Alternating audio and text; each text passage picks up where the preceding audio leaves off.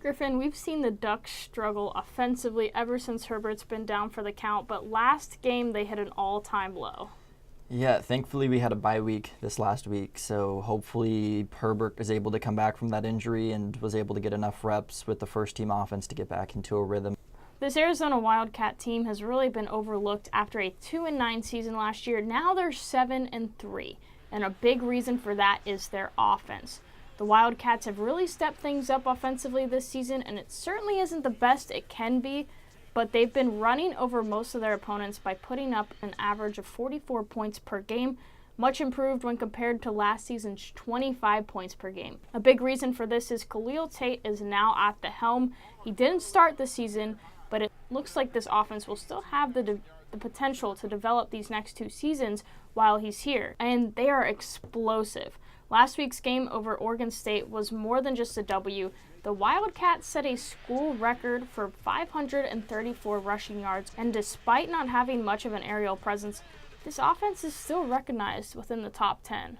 Oregon happens to have the best rushing defense that Arizona is going to play all year. They are currently in my opinion anyway, they're the most improved unit in all of college football. They went from bottom 20 in the entire country to last year to top 20 in the country this year. We have a stellar run defense, and even against other good rushing attacks, the Washingtons of the world that we've played this year, we've been able to at least stop the run game fairly consistently. And Oregon also has history on its side. We've won over 60% of the matchups over the last 80 years against Arizona. And as always, we have a huge advantage when we play at home in Autzen and our rushing attack. As always, throughout Oregon history, we've had great running backs. That's no exception this year. With Royce Freeman, Kene Benoit, Charles Nelson on fly sweeps, we've had a great run game and been able to take advantage of that even without good quarterback play the last couple weeks. We've been able to possess the ball a decent amount. We average over 170 yards on the ground, and when you consider the fact that we haven't even been able to have the threat of a deep ball, that's been pretty impressive. Running against 9-man boxes is never easy. Oregon's offense has been shaky in recent weeks, though. Their offensive productivity has just tanked with the absence of Herbert. They used to average 577 yards through the first 4 weeks, and now they only average 343. That's over 200 yards less per game. It has been a more grueling schedule since then, but they still lost to UCLA 2 weeks ago, which was quite embarrassing. But even Royce Freeman can't do it all. He's been struggling since Herbert went out and hasn't scored a touchdown since their loss to Arizona State back in week 4. The secondary has been struggling as well. It's really hard to have a great secondary when you don't have a great passing offense to practice with. But that's something that a lot of teams have had to try and overcome in recent years. The Ducks just aren't doing it. Their secondary is consistently beat and not in position, giving good passing teams like Washington and Washington State a huge advantage. Luckily, with the Wildcats, this shouldn't be a huge issue. They're going to look to remain on the ground as much as they can. Arizona's no different on defense. Their defense is significantly worse than Oregon's even.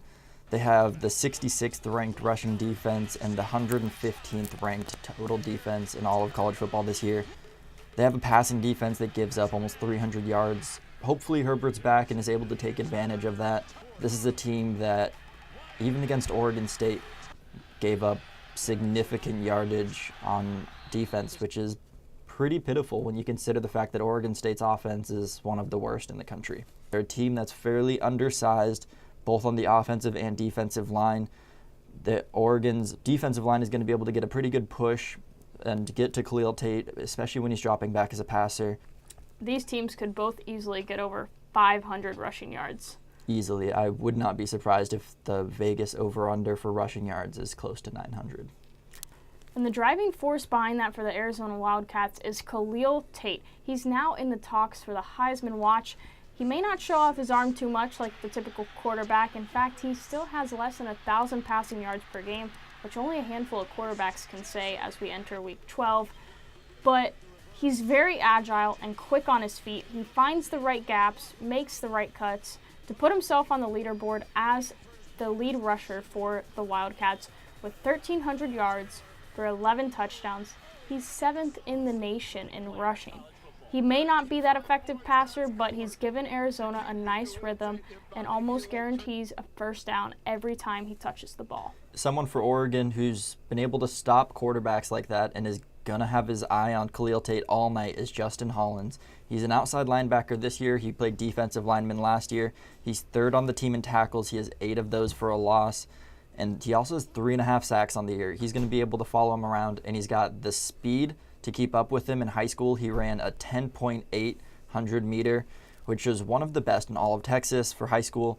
And he also has the size to keep up with him and make his presence felt. He's 6'5", 240 pounds, and with that type of speed, he's hard to run either around or through. He's going to have a pretty big game against this weaker Arizona offensive line. I'm going to go with Oregon this game. The rushing defense, I think, is going to rattle and roll the Arizona offense, and I think they're going to have to force some passes that are going to be intercepted. It's been a long time since you've actually picked Oregon in a game. I'm a little surprised. I'm also going to pick Oregon like I always do. I can argue that Oregon's going to win just about any game. This game, I have a little more compelling arguments with that good rushing defense of Oregon and an extremely unbalanced offense of Arizona State that can't really do much, and then that weak Arizona defense. And hopefully Herbert's back, which is going to be another huge advantage for Oregon. I will say it could be a close game, though. Yeah, probably. But with that bye week, I'm hoping. We'll see. Looking promising.